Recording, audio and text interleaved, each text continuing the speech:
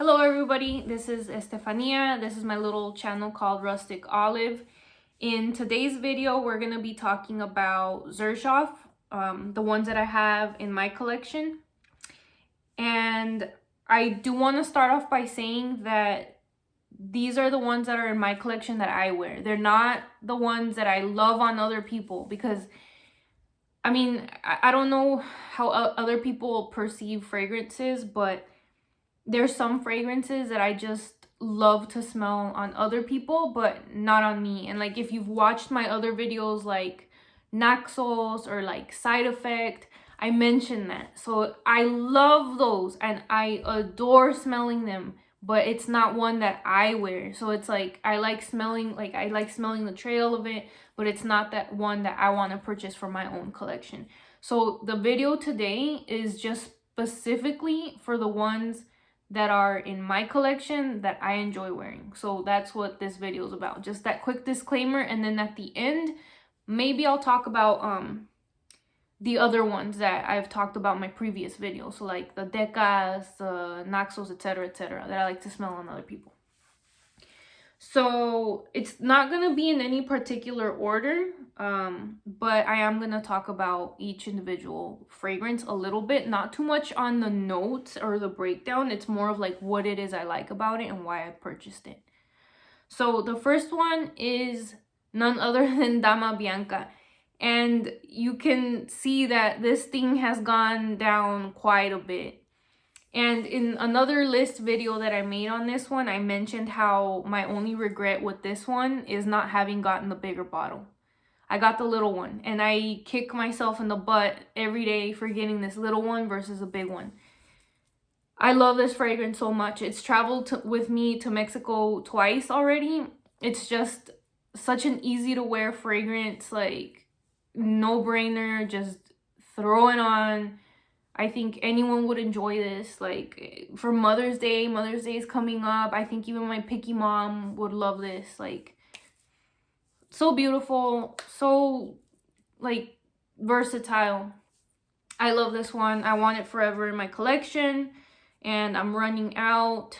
So yeah, big bottle next time. I learned my lesson with this one. The next fragrance, in no particular order, is Dolce Amalfi from same thing, the Casa Moratti line from Xerjoff. This one I actually purchased the same day as Dama Bianca, and I think this is the reason why I didn't go with the bigger bottle with Dama Bianca, because I got this one as well. I'm like, I'm gonna feel weird getting a big bottle of that one and a little one of this one. I'm like, I'll just get 2 little ones. But honestly, this one's a fun one. I don't wear it as much because I feel like I don't necessarily want to wear this when I'm at home working because it's like a fun fragrance.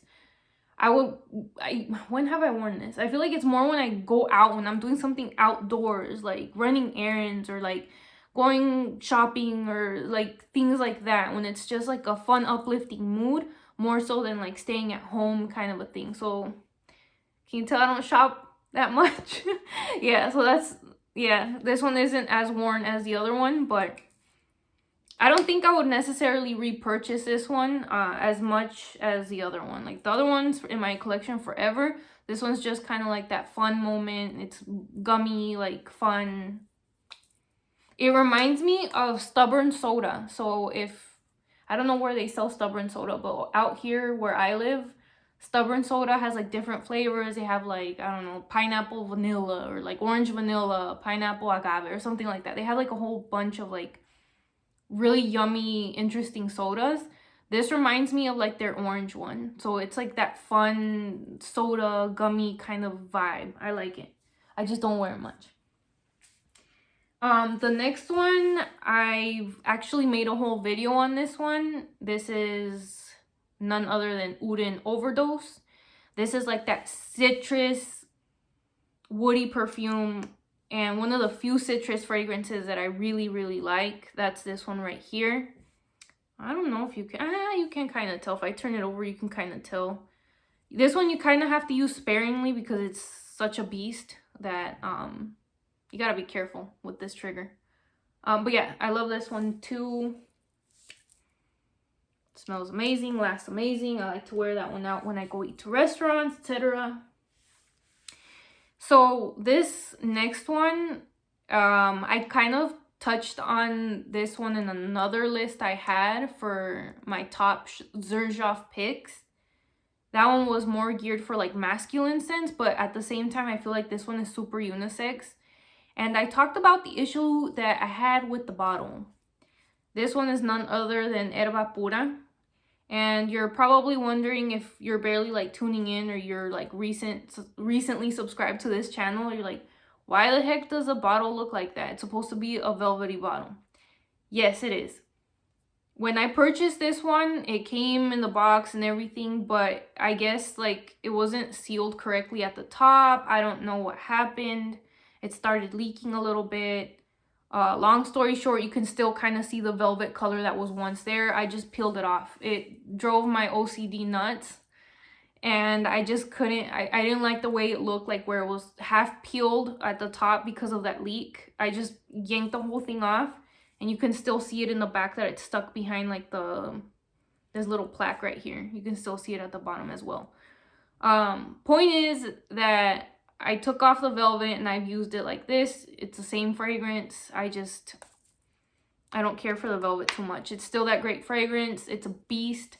I like to wear it when it's like a party kind of a thing.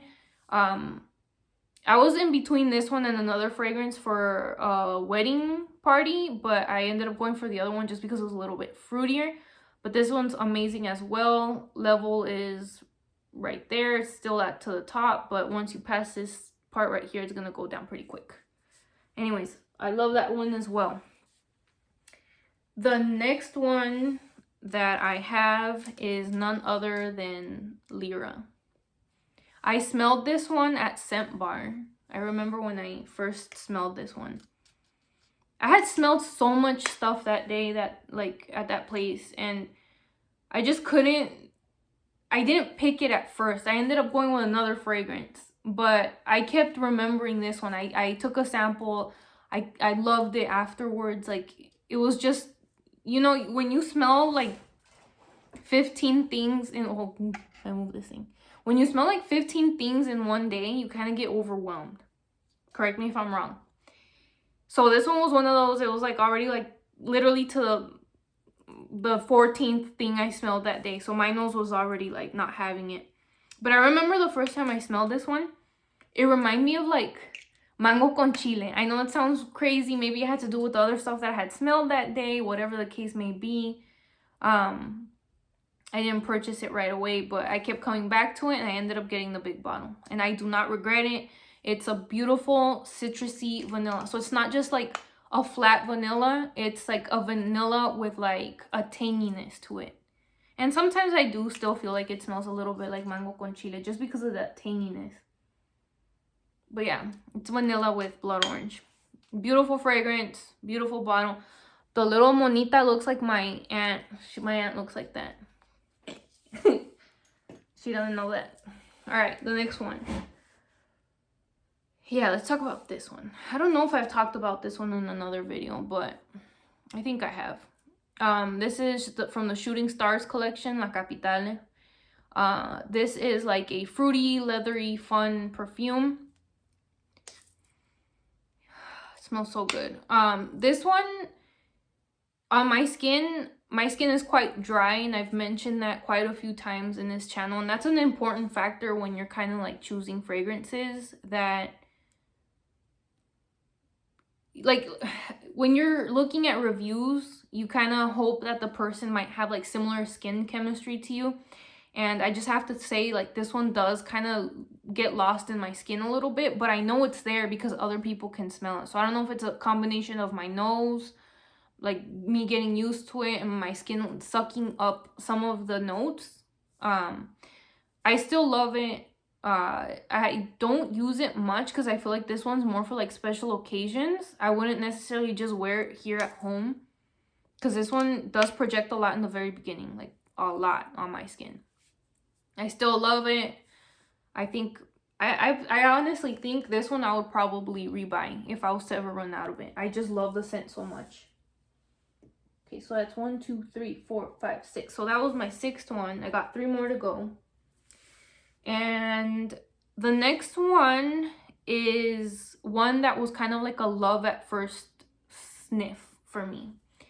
This one, same thing. I smelled it at Scent Bar. One of the very first times I had ever gone to that store in person. And it was just like so fruity, so likable. But once I actually started wearing it, it develops very differently. So I think that's kind of what I like about it. And this is regular Accento. This is Xerjoff Accento. So this one, when you first spray it, you get that fruitiness from it. I think it has like pineapple, it has like some flowery notes. It starts off really yummy. But the most important notes as it starts developing become like that musk, and it's like a bit powdery. And I love that. And I think this is more unisex, maybe leaning masculine, maybe. But this one's a toughie for me to wear as well, because I love the scent, but it's a toughie because it's like, when can I really wear this scent for me, you know? Like, maybe, it's one of, I know when I would wear it. And I actually wore the next one that I'm going to talk about, or one of the next ones that I'm going to talk about. I would probably wear this when I want to feel powerful. So like maybe to like an interview or somewhere where you just want to feel like a boss, you know, like this is that scent. I really like it. It's just difficult for me to wear it to like go run errands. This one's going to be a crazy projector kind of a deal. Okay, I got 2 left. So I'm going to let's talk about this baby right here. This one's Italica from Casa Moratti, same thing, from Xerjoff. This one, I don't know if we can call the other one a gourmand, but this one's supposed to smell like something edible. And I have to admit, the first time that I smelled this one, once again, this was at Scent Bar. Right away, I'm like, this smells like popcorn. I just like put it away. I'm like, I don't even want to smell it anymore. Like, I didn't like it. As soon as the lady in the store handed it to me, I'm like, ugh, no, take it back. That was not for me. But it was crazy because this was like, maybe, when was this launched? It was like launched last year. Like, I can't remember exactly when it was launched, but it just started getting hot. I remember like that time that I went to go smell it was kind of hot. So it was just not something that I was kind of wanting to wear during that time. But then I ended up getting a sample of it, and I started craving it during the colder days. So then I craved it so much, I purchased the big bottle. And I do not regret it. Like, I love this. It's comforting, definitely for like the fall, winter months. It's super delicious. It has like a fruity red note in it. I want to say it's like some cherry. It kind of reminds me of like a cherry pie. I don't know what the inspiration is behind it. Right now, I can't think of the notes. I think it has like toffee or something like that. But to me, this reminds me of like a sweet cherry pie. Like super delectable, super good. I don't think it's for everyone, but that's what this reminds me of. Okay, and then last but not least, definitely not least, and if you follow me on Instagram, I spoke about this one last week. I had an important meeting, and I wore this one, and I don't regret it. It was the vibe. You know what? If I hadn't worn this one, it would have been the regular Accento, but this is none other than Accento Overdose, and I've talked about this one in a few other lists, I believe. I think this one was on my top 10 for life. But yeah, so this is regular Accento. This is Accento Overdose. And on my wish list is actually purple Accento. So purple Accento comes in a bottle this size, but it has this velvet on it, and the notes are different, and it's crazy expensive, which is why I haven't gotten it yet. But the point is that that's like, I want that one so bad. It just smells so good. Like, if this one smells good, the other one is just out of this world. It's ridiculous. It has oud and stuff. But let's get back to this one. I've mentioned this one quite a bit. So yeah, this one is like a jasmine fruity balm. It reminds me a little bit of Herba Pura, but like you minimize that and you just add a lot more jasmine and just air. And it's like this huge projector, stays on skin forever, complements the whole. This one is like the whole deal in a bottle, and it comes in just this bigger size. But yeah, so if you made it to the end of this video, you're probably wondering where the heck is Naxos, where the heck is Decas, where the heck is a Tony Iommi perfume that I bought. Those to me are a bit too masculine for my taste. And although I love them on other people, let me get that out there. Like, I love them on others. But for me to wear and for me to enjoy on myself, like all day, that's a different story. Like, they're, as I've said, Naxos is literally like my favorite fragrance on a man. It's my favorite masculine fragrance. But it's not one that I like to wear. Same with the Tony Iommi or Iommi. I love that one too. Gothy, like dark, almost gourmandish vibes. But it's not for me. I like to smell it on other people. So that's why they're not in this list. But yeah, so if you've made it to the end, I hope you gained something out of this video. And if there's any fragrance in particular you want me to like dive into, just let me know. I would be more than happy to do a video on that. So yeah, thank you so much for watching and see you guys soon. Thank you. Bye.